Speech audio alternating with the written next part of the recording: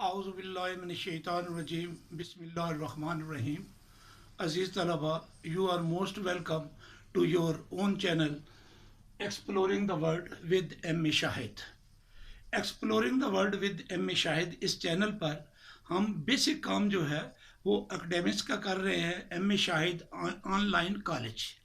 और इस online college में हम क्लास 1 से लेकर 12 तक कोशिश कर रहे हैं कि बच्चों को तालीमी नुकसान से बचाया जाए और मुख्तलिफ सब्जेक्ट्स में दरस व तदरीस जो है वो यूट्यूब के ज़रिए की जाए।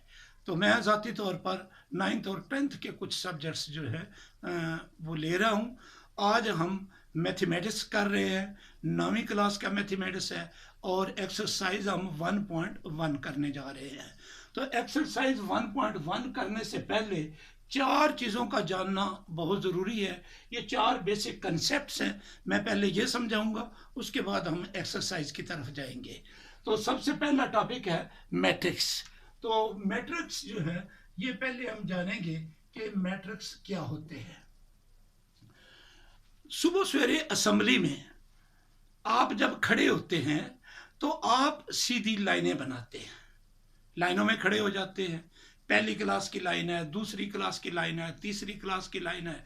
स्कूल 5वीं तक है तो 5 लाइनें हैं, 10वीं तक है तो 10 लाइनें हैं, 12वीं तक है तो ऐसे 12 लाइनें। और फिर वो जो साहब हमारे आपको असेंबली करवा रहे होते हैं वो बाज़ औक़ात आपको राइट टर्न या लेफ़्ट टर्न की डायरेक्शन देते हैं। और जब राइट टर्न या लेफ़्ट टर्न की डायरेक्शन देते हैं तो वो आपको कहते हैं कि आप इस तरफ भी लाइनें सीधी करें। एक तो आप स्टेज की तरफ लाइनें सीधी की हुई हैं, आप राइट टर्न करते हैं तो आपको कहा जाता है कि इस तरफ भी हर बंदा जो है सीध में हो जाए और इस तरह देखे कि एक बंदा छोड़कर उससे अगले की गर्दन नजर ना आ जाए। तो इस तरह ये लाइन, फिर वो लाइन, फिर वो लाइन, इस तरीके से वो पहले इस शक्ल में और दूसरा इस शक्ल में, वो दोनों सीधे हो जाते हैं। हमारी आर्म्ड फोर्सेस वो जब ड्रिल करते हैं, पीटी करते हैं, वो भी इसी तरह करते हैं। हमारी पुलिस वो इसी तरह करते हैं। और स्कूलों के अंदर असेंबली एक बेहतरीन एग्जाम्पल है कि हम स्टूडेंट्स को इस तरीके से लाइन अप कर देते हैं और फिर जब लेफ्ट टर्न या राइट टर्न करते हैं हम उनको कहते हैं यूं भी सीधे हो जाए। तो ये जब 2 तरह की फॉर्मेशन में हम बच्चों को खड़ा कर देते हैं, इधर अगर फ्रंट पर यहां स्टेज है बना हुआ, यहां से भी लाइनें यूं सीधी हैं, इस तरफ से भी लाइनें सीधी हैं या इस तरफ से भी लाइनें सीधी हैं, ये एक स्टूडेंट खड़ा है। तो इसी बात को अगर आप अंडरस्टैंड कर गए हो कि हम स्टूडेंट्स को एक प्रॉपर अरेंजमेंट में खड़ा कर देते हैं, तरतीब में लगा देते हैं, तो बिल्कुल इस बात को ज़हन में रखते हुए जब आपके पास एलिमेंट्स होते हैं, वो चाहे ABCs हैं या 1 2 3 है, काउंटिंग है, वट एवर दे आर, जब हम उनको इस तरीके से, ये हॉरिजेंटल है, ये जमीन के जो पैरेलल लाइन होती है ये हॉरिजेंटल लाइन होती है, हॉरिजेंटली और वर्टिकली अरेंज कर दें। हमारे पास एलिमेंट्स हैं, हम उनको हॉरिजेंटली और वर्टिकली अरेंज कर दें और फिर उनको एक स्क्वायर ब्रैकेट में डाल दें और फिर लेफ्ट साइड पर इक्वल का साइन डालकर उससे पहले एक कैपिटल लेटर लगा दें, ABCD। तो इस तरीके से ये जो अरेंजमेंट बनती है, ये जो फॉर्मेशन बनती है, ये जो अरे बनता है, ये जो ऑर्गेनाइजेशन बनती है एलिमेंट्स की, इस लेआउट को, इस स्ट्रक्चर को, इस ऑर्गेनाइजेशन को हम मैट्रिक्स बोलते हैं। तो एलिमेंट्स को, कोई भी एलिमेंट्स, चाहे वो अल्फाबेट्स है चाहे वो ये नंबर्स है, उनको हॉरिजॉन्टल और वर्टिकल अरेंजमेंट में हम करते हैं। से मैं आपको एग्जांपल देना चाहूंगा कि if A is a capital letter, this is in fact the name of a matrix, square bracket है, A है, B है, C है, D है, E है, F है, ये 6 एलिमेंट है। मैंने इनको इस ऑर्डर में भी ये 2 यूं कर दिए, ये हॉरिजॉन्टल 2 लाइंस है और इसी तरीके से ये वर्टिकल 2 लाइंस हैं। ये अरेंजमेंट 6 एलिमेंट्स है हमारे पास हमने उनको हॉरिजेंटली और वर्टिकली, ये हॉरिजेंटल लाइंस है, ये वाली ये हॉरिजेंटल है और ये जो है ये वर्टिकल है, हॉरिजेंटली और वर्टिकली अरेंज कर दिया ए बी सी को, डी ई एफ को, और फिर स्क्वायर ब्रैकेट में डाल दिया है और इक्वल साइन लगाकर एक कैपिटल लेटर जो है वो इसका नाम रख दिया है। ये अरेंजमेंट जो है this is known as matrix. So representation of elements in horizontal and vertical formation, this is known as a matrix, and a matrix is represented by a capital letter A, B, C, D, etc., and there is a sign of equality between this name nomenclature and then this square bracket. So this is in fact the arrangement of the elements. तो matrix आपको clear हो गया कि matrix क्या होता है, elements की arrangement है हॉरिजेंटली और वर्टिकली। अब आ गया rows and columns of a matrix, rows and columns of a matrix. Rows, दूसरा टॉपिक है rows and columns of a matrix. ये क्या होता है? हॉरिजेंटल अरेंजमेंट जो है, horizontal arrangement of elements, Urdu में लफ्ज उफ की इस्तेमाल करते हैं। एलिमेंट्स की जो हॉरिजेंटल अरेंजमेंट है उनको हम रोज बोलते हैं। Elements, if elements are arranged in horizontal formation, such elements make one row. This is one row, this is a second row, and it is represented as R1 and then R2. There is no R3. They are two rows, R1 and R2, R1 and R2. Similarly, what are the columns of a matrix? Vertical arrangement, और उर्दू में लफ्ज है हमारे पास अमूदी।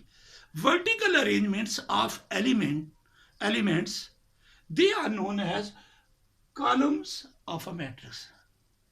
So I think you are very much clear. Horizontal arrangement में जो elements हैं वो rows बनाते हैं, जो vertical arrangement में हैं वो column बनाते हैं। तो हमें काउंट करना कोई प्रॉब्लम नहीं है कि कोई भी मैट्रिक्स गिवन हो, मैट्रिक्स का नाम हम यहां से जान सकते हैं, A B C D whatever the written here, this letter represents the name of a matrix.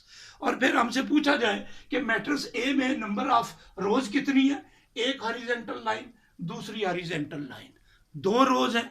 और अगर इसके नंबर ऑफ कॉलम्स पूछे जाए तो एक कॉलम ये है, एक कॉलम ये है और एक कॉलम ये है। ये C1 है, C1 है, फिर C2 है और फिर C3 है। तीन कॉलम है इसके अंदर, दो रोज और तीन column. Are you clear about the rows and the column? I think you can right now identify कि कोई भी मैट्रिक्स दिया जाए और आपसे पूछा जाए कि रो वन में रो वन कौन सी है, और फिर ये पूछा जाए कि रो वन में एलिमेंट्स कौन कौन से हैं। ये रो वन है, रो वन में एलिमेंट्स हैं ए बी सी, और रो टू ये वाली है और इसमें एलिमेंट्स कौन कौन से हैं, डी ई और एफ। रो थ्री जो है इसमें एग्जिस्ट नहीं करती, therefore there is no question regarding elements in row C. Okay, after it we are moving to the third point, that is order of a matrix. After knowing about rows and columns of a matrix, in fact all of these four topics, they are very much primary level, preliminary level. If you understand all of these four aspects regarding matrices, then you can solve this exercise 1.1. तो ये exercise 1.1 करने से पहले इन चीज़ों को जानना बहुत ज़रूरी है। तीसरा टॉपिक है हमारा order of a matrix, order of a matrix.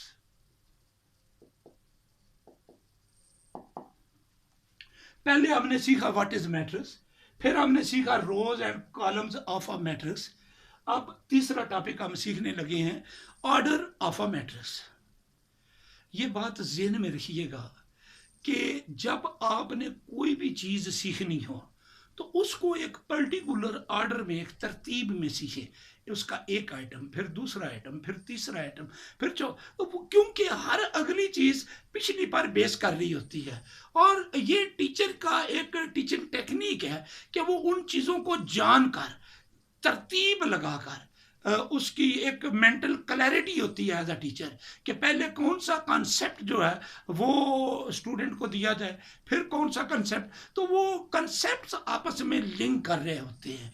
अब ये जो तीसरा कॉन्सेप्ट मैं यहाँ आपको बताना चाहूँगा, तो पहले दोनों जानना बड़े ज़रूरी हैं, दोनों पहले क्लियर हो तो ये हो सकते हैं। कोई मैट्रिक्स गिवन हो, उसका ऑर्डर हमने बताना हो तो क्या तरीका है, उस मैट्रिक्स को लिख लें, फिर उसके लिख लें उसमें नंबर ऑफ रोज कितनी है, नंबर ऑफ रोज लिख लें। यहाँ मैं लिखता हूँ मैट्रिक्स ए जो है वो दिस वन है, मैं इसको यहाँ पर दोबारा क्लियर करके लिख देता हूँ ताकि ये एलिमेंट्स, बल्कि एलिमेंट्स भी मैं चेंज कर देता हूँ। 1 है, 2 है, 3 है, 4 है, 5 है और 6 है। आपके पास एक मैट्रिक्स ए है, आप लिखते हो number of rows in matrix A is equal to, एक रो ये है और दूसरी रो ये है, दो रोज है। फिर आप लिखेंगे number of columns, number of columns in matrix A is equal to, एक कॉलम ये है, दूसरा कॉलम ये है, तीसरा कॉलम ये है, 3। जब नंबर ऑफ रोज और नंबर ऑफ कॉलम्स आपको क्लियर हो जाते हैं तो ऑर्डर ऑफ द मैट्रिक्स आप इसके बहुत करीब पहुंच जाते हैं। आगे आप लिख लें order of matrix A is equal to number of rows into number of columns, और कॉलम्स की स्पेलिंग क्या, COLUMNS। कॉलम की स्पेलिंग बड़े क्लियर होने चाहिए, COLUMN। तो number of rows into number of columns, number of rows हैं 2 और इनटू नंबर ऑफ कॉलम्स। इनको मल्टीप्लाई नहीं करना, ये मल्टीप्लाइड फॉर्म में लिखे जाएंगे, number of rows into number of column. तो order of the matrix A is what, that is 2 into 3। तो ये 4 बेसिक कंसेप्ट थे जो यहाँ पर ये जानना जरूरी थे। इनको जानने के बाद अब एक्सरसाइज 1.1 आप करने के काबिल हो गए हैं। अगली वीडियो में हम एक्सरसाइज 1.1 करेंगे, और 1.1 एक्सरसाइज करने से पहले इस वीडियो को देखना ज़रूरी है। इस वीडियो को देखकर आप अगली वीडियो देखेंगे तो इंशाल्लाह 1.1 जो है उसको करने में आपको कोई प्रॉब्लम नहीं होगा। Thank you very much. अस्सलामु अलैकुम व रहमतुल्लाह।